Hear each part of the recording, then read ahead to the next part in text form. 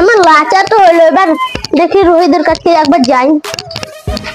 মার মার মার মার, আরে এক নম্বর ভাই রিভাইভ দে ভাই, রিভাইভ দে ভাই, এদিকে আয়। ভালো হয়ে বুটুম খেলছে, ছি মেরে দিলে।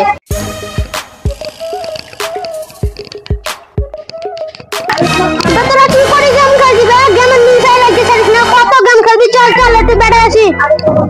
কোটি যাবে বেবে বাচ্চা, ওই যে একবার ঘুরে আসবো। চ